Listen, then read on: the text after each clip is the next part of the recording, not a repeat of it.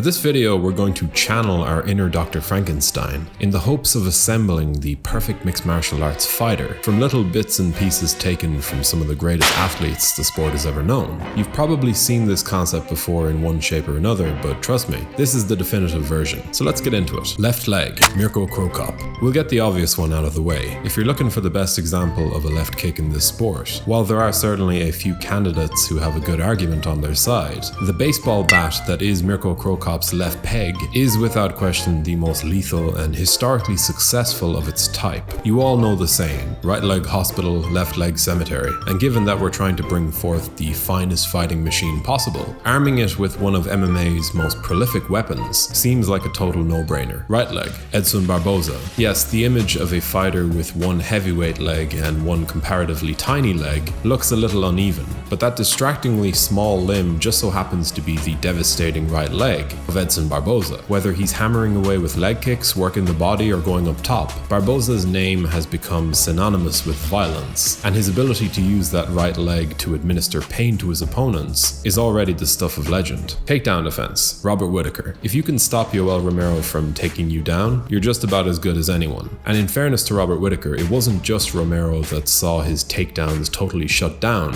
But yeah, as far as having a proven track record against some pretty high-level athletes with strong wrestling chops, we're going to side with Robert Whittaker on this one. Our fighter needs lights-out takedown defense in the face of any challenge that may spring up. Goatee, Robert Whittaker. If we're going to deprive Whittaker of his takedown defense, we might as well come back for his goatee as well. There's no denying that the former UFC middleweight champion has one of the strongest and most well-defined beards in the game, and even with all of the other strong components our perfect fighter has, and is about to have, it just wouldn't feel right without some very solid facial hair. Nickname, Robert Whittaker. Again, if we're going to take his excellent takedown defense and his goatee, we might as well take his nickname as well. In a perfect world, our fighter would come up with their own nickname, but in his current form, this guy is already walking around with one massive Cro Cop leg and one comparatively tiny Edson Barboza leg, so we're just going to steal Robert Whittaker's nickname as well. Save him the trouble. Bobby Knuckles wasn't even chosen by him initially, but it certainly stuck. That's one hell of a moniker you got there, Bob. Footwork, Israel Adesanya. It was a toss-up between Israel Adesanya and the featherweight champion Alexander Volkanovski, but I think the striking pedigree of the last stylebender brings quite a few interesting dimensions to the table for our laboratory creation. We just want to cover all of our bases, and if there is one thing that has been consistent with Izzy over the years, it's his ability to adapt his style of striking to the opponent that stands in front of him. His initial kickboxing style in his home sport was quite different to the MMA approach he eventually took, and even through his UFC career, you can certainly see Adesanya showcasing a wide range of looks, and his masterful footwork is always right at the forefront of everything he does correctly. Fight IQ, Alexander Volkanovski. He might have narrowly missed out on the footwork vote, but as far as giving our fighter the best brain in the business is concerned, the pound-for-pound number one Alexander Volkanovski was the clear winner in my mind. Volkanovski is something more akin to a fighting supercomputer than anything else, as evidenced by the increasing level of domination he has been able to carve out over his featherweight contemporaries. At first, it did seem like Max Holloway was just about as even a matchup as you could ever find for the champion, but by the time their most recent fight came around, Volk showcased just how much he had been improving, totally dominating the bout to see him take home the belt. Anyone who watches this channel often enough will know that I suspect that we're watching one of the all-time greats in Volkanovski, so I will happily take his brain for our fighter, thank you very much. Battle Rage, young Robbie Lawler. Look, our athlete at this stage is going to have enough intelligence to fight with a level of composure and restraint whenever needed, but if there is a need to unleash all hell, particularly if the scorecards for whatever reason aren't going our way, the ability to channel the furious battle rage of a young Robbie Lawler is the type of failsafe we're going to need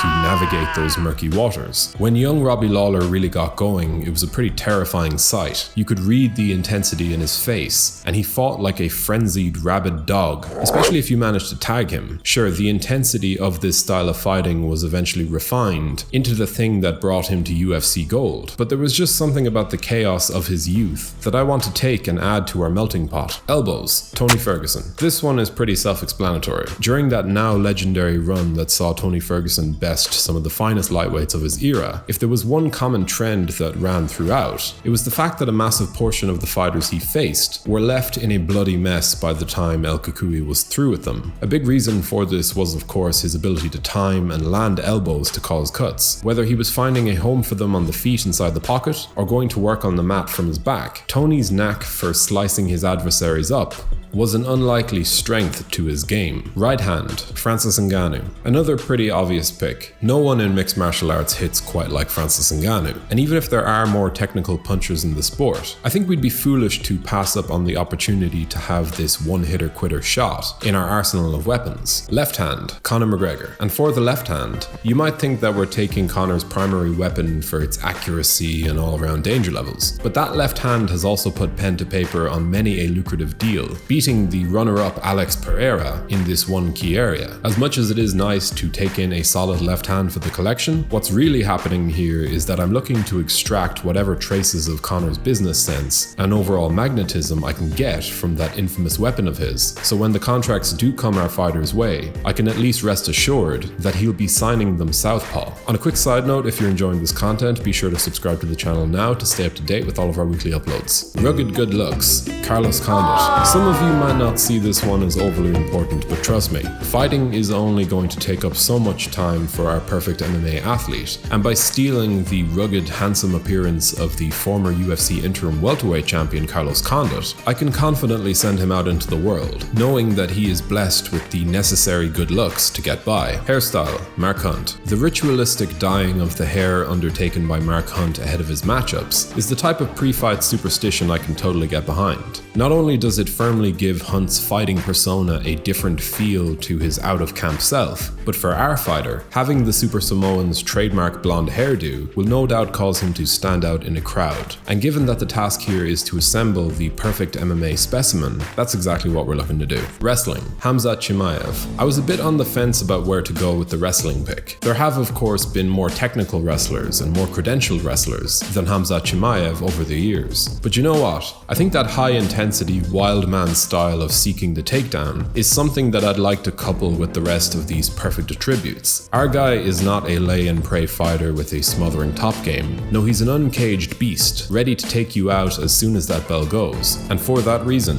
I'm taking Khamzat Chimaev's wrestling. Tattoo, Alan Belcher. Alan Belcher's legendary Johnny Cash tattoo has to take the top spot in my book. Belcher is obviously a Johnny Cash fan, and you know what? If you really did want to get a big tattoo of the legendary country singer's face on his shoulder, and it wasn't just a poorly timed or thought out, or maybe even a drunken decision, then all power to him. The tattoo appears to be the cover of Cash's seminal live album, Live at Folsom Prison, which looks like this. But yeah, I think if our fighter is going to take on any of MMA's many iconic works of ink, I think this dodgy tribute to the Man in Black tops my list. How I'd love to have been a fly on the wall when the time came for the former UFC fighter to have his first look at the finished product. But anyways, let's move on. Grappling skills, Charles Oliveira. This thought process was actually quite similar to the one that left us with Khamzat Chimaev's wrestling. Sure, I could go with a Damian Maia, a Rafael Lovato Jr., or a Jacare, but when all the other pieces to this puzzle are already so damn entertaining, why not take on the skills of the most successful submission artist in UFC history, absorbing his uncanny ability to make any exchange on the mat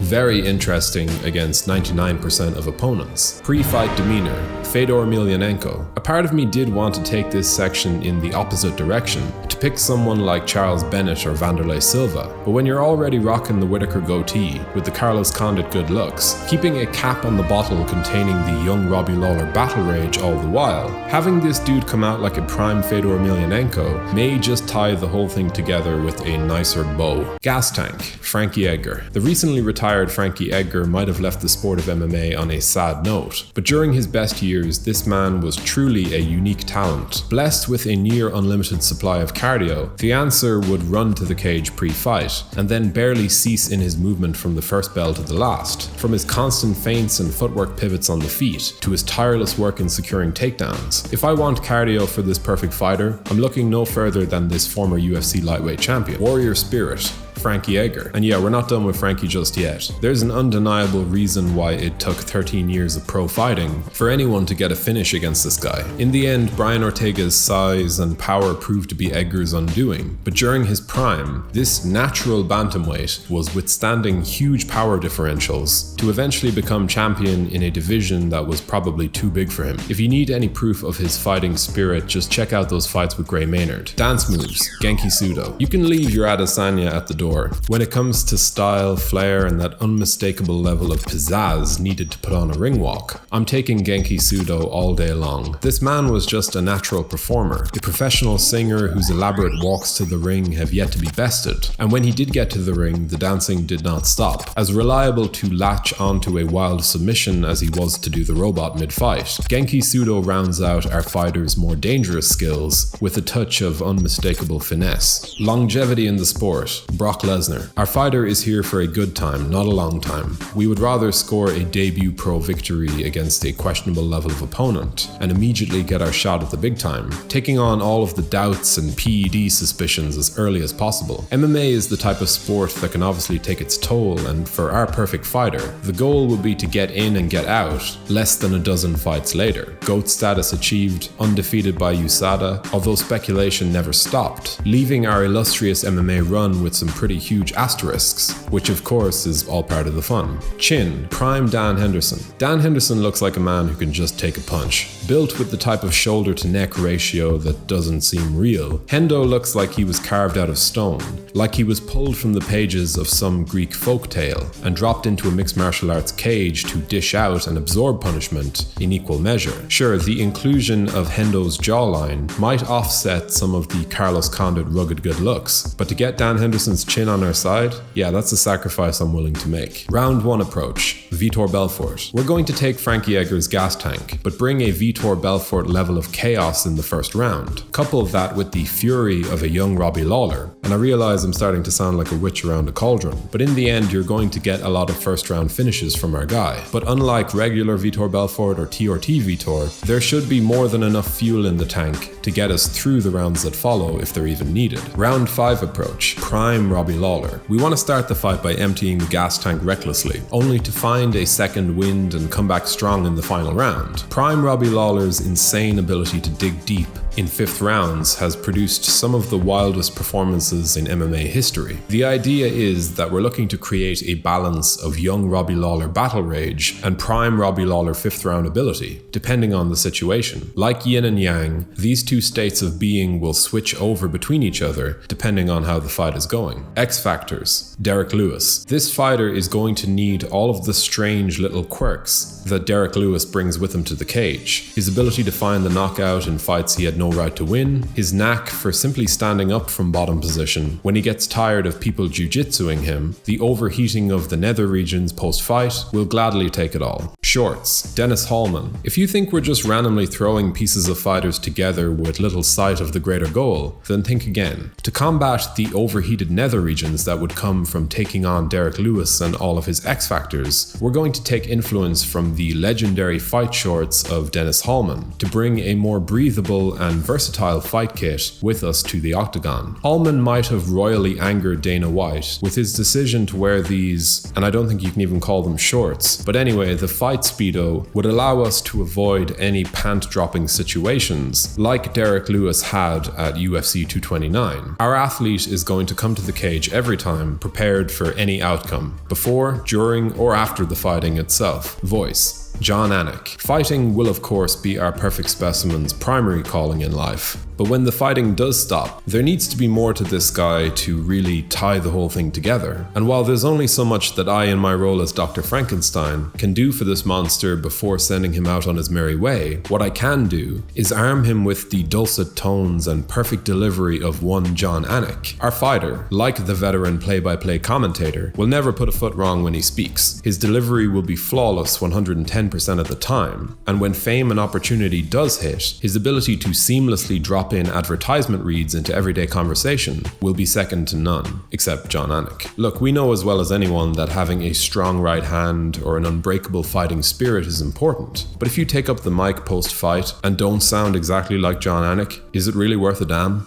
Everything else, Yoel Romero. And I guess for this final section, to round out our dream fighter, just fill in all of the other physical blanks with bits of the soldier of God Yoel Romero. We'll take his ankles, his armpits, his teeth, hopefully his genetics, and whatever else is needed to take this already perfect fighting specimen to the next level. And if our fighter does have kids, we would hope that there is enough Romero present in the DNA to make them eligible for the Cuban Olympic wrestling program, giving this perfect fighter's offspring a shot at being perhaps even more impressive than their father ever was. Like an MMA Luke Skywalker, but more jacked and wearing a Speedo. Anyway, that'll just about do it for this video. How do you think we did with our picks? Is there anything in particular you would change or add? If you do want to help in supporting the channel, liking the video and subscribing would do wonders. Thank you for watching.